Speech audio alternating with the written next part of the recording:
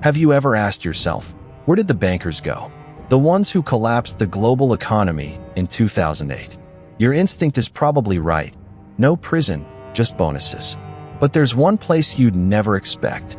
A tiny Nordic island that did something nobody else had the courage to do. The global banking system collapsed. Lehman Brothers fell.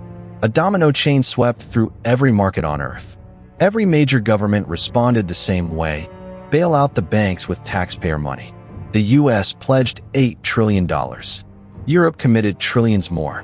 When we searched the global archive for every government's response, one small country stood apart.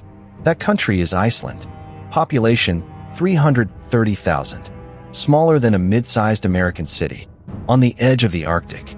No one expected it to matter. At the time, Iceland had three enormous banks: Glitnir, Landsbanki, and Kaupthing.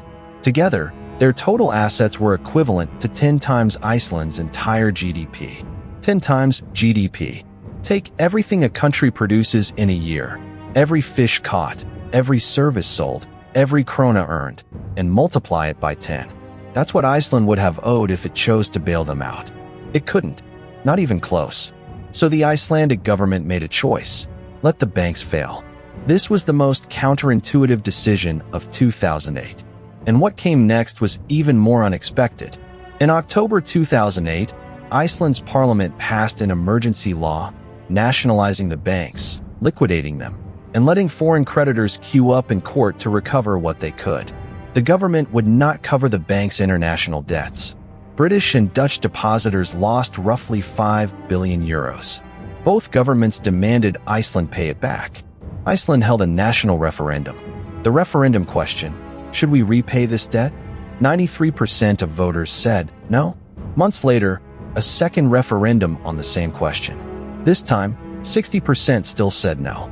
A nation of 330,000 people collectively refused to cover the bank's bad debts.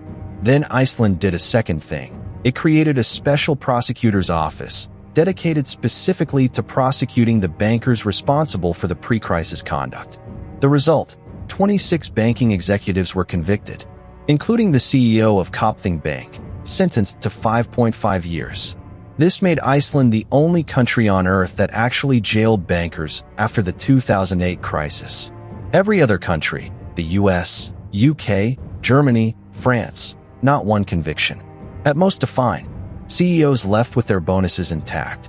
The price was real. Iceland's currency lost 50% of its value. GDP contracted sharply within a single year. Unemployment surged. But these were short-term wounds. 5 years later, Iceland had recovered. GDP back to pre-crisis levels. Unemployment below the European average. National debt cut in half.